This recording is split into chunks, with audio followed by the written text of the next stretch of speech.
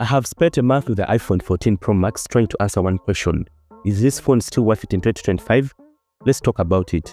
This is me in my local electronics shop where I typically buy my tech products. This time, I picked up the iPhone 14 Pro Max, took it home, used it for a month, and now, let's talk about my experience. But before we go any further, let's track a little bit. When this phone came out, it was a leap forward in the camera department and the overall design of the iPhone we've ever seen before. As a person coming from the iPhone 13 Pro, it was an interesting phone to use, especially for the kind of things I use on my phone, like shooting 4K videos, recording voiceovers, and playing games. As someone coming from the iPhone 13 Pro, both phones look familiar, especially from the back, with both phones having 3 triple camera arrays and a matte glass back. The iPhone 14 Pro Max has the same glass side rails, which attract fingerprints, but had to get a phone case to keep it clean. This phone still has the same mute switch rather than the action button on the iPhone 15 Pro. The phone feels massive in my hands with a 6.7-inch display, noticeably larger than the 6.1-inch screen on the iPhone 13 Pro. This is a huge visual change that I had to get used to because I personally prefer smaller but Pro iPhones, and that's why I went for the iPhone 13 Pro in the first place. One of the first things that caught me off guard when unboxing this phone was the lightning cable in the box. I was hoping for USB-C, but then I remembered that it only came with the iPhone 15 series. That would have been a game changer for transferring big files to my MacBook. Instead, I had to rely on AirDrop, which works, but let's be real, it's nowhere near as fast as a proper wired USB-C transfer. Now, there are major 2 upgrades that I really appreciated seeing. The first was the dynamic island. This pill-shaped circle has a lot more functionality than I had anticipated. When you look at the previous versions, they still had a notch, which was not useful in any way. Even with the reduced size on the iPhone 13 Pro models, it's still useless to me. But with the dynamic island, you can control media, receive calls, and with third-party apps, you can utilize the functionality by keeping files, glancing at file transfer speeds, and time. I really enjoyed this feature, and I wish Apple had implemented it earlier. But hey, that's Apple for you. The second thing that impressed me was the 48-megapixel camera lens on the iPhone 14 Pro Max. Previously, I had a 12-megapixel lens on the iPhone 13 Pro. This means with the 48-megapixel lens, you can retain many details when zooming in photos and videos. This is something you can take advantage of if you're shooting 4K video for YouTube, as it gives you more details. We still have a 120Hz promotion screen, which means scrolling through content on social media is fast and smooth. When playing games, you'll notice a huge upgrade, especially if you're coming from a 6Hz screen. Watching content on this huge screen is something I loved seeing. The vibrant colors and deep contrasts made the whole experience premium. One other thing that I noticed is the always-on display feature. Kinda similar to what we've had on Android for years. At first, I didn't like the way Apple implemented the way you used to use it.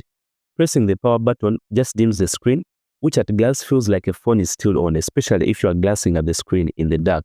In the settings, you can customize it to look kinda similar to what Android implements it by displaying a black screen with content on it, like notifications, clocks, and dates. Running iOS 18 on this phone is buttermilk. You get most of the features on the iPhone 14 Pro Max. You can customize your home screen and add widgets. Use the check-in feature in iMessage, add extra security with the stolen device protection feature. If you're worried that your phone will run slow while using iOS 18, well, I have news for you, it won't.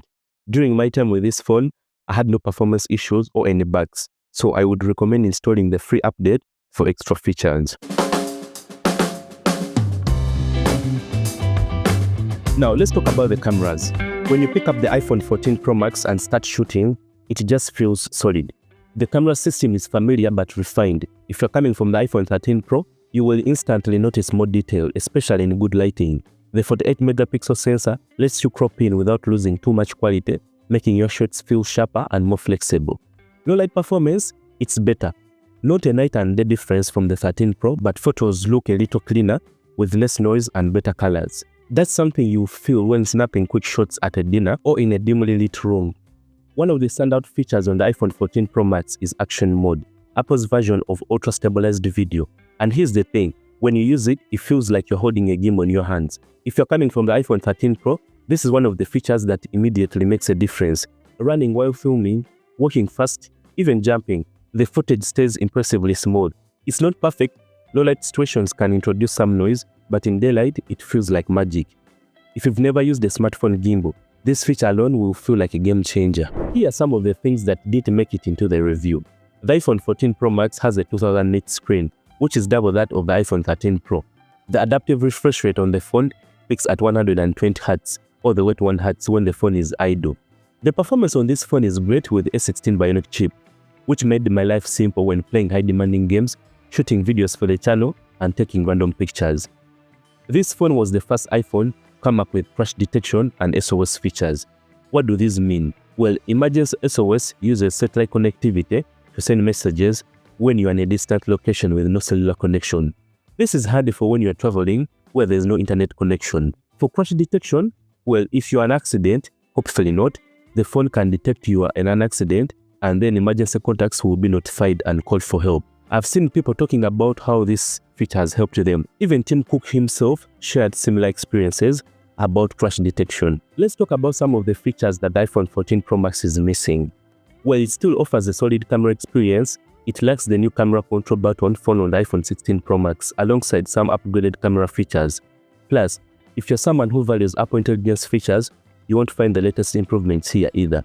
So, if those missing features are a deal breaker for you, the iPhone 14 Pro Max might not be the right choice. But if you're okay with those upgrades and just want a reliable device, the iPhone 14 Pro Max still holds up pretty well.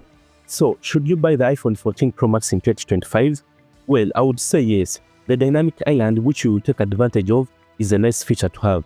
You also get 48 megapixel camera sensor, which will come in handy when shooting videos for socials, especially YouTube videos. But let me know what you guys think in the comments section below. See you in the next video.